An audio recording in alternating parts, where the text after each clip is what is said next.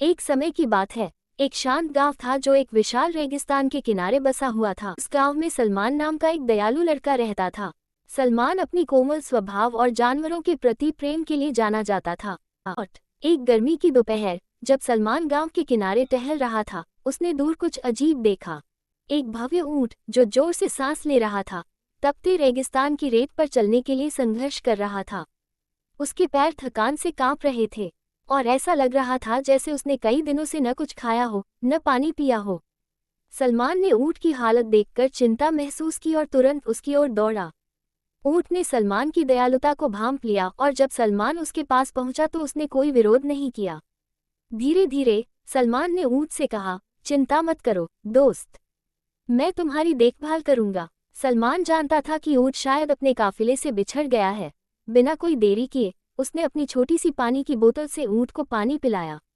ऊंट ने शुक्रिया अदा करते हुए पानी पिया, जिससे उसकी ताकत धीरे धीरे लौट आई।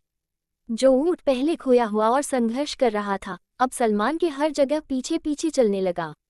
सलमान अक्सर ऊंट पर सवारी करता और वे दोनों गांव के बाहरी इलाकों की सैर करते। जब भी सलमान किसी की मदद करता, ऊंट हमेशा उसके साथ होता, सामान ढोते हुए या बस उसकी संगति में रहते हुए।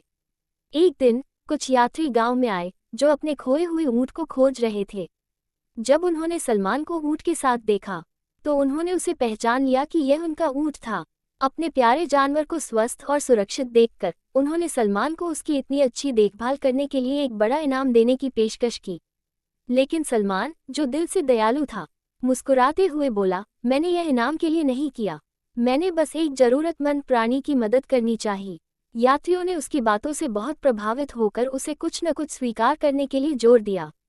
आखिरकार सलमान ने एक छोटा सा उपहार लेने के लिए हामी भर दी, लेकिन उसने कुछ खास मांगा। वह चाहता था कि ऊंट उसके साथ रह सके, अगर यात्री इसे अनुमति दे।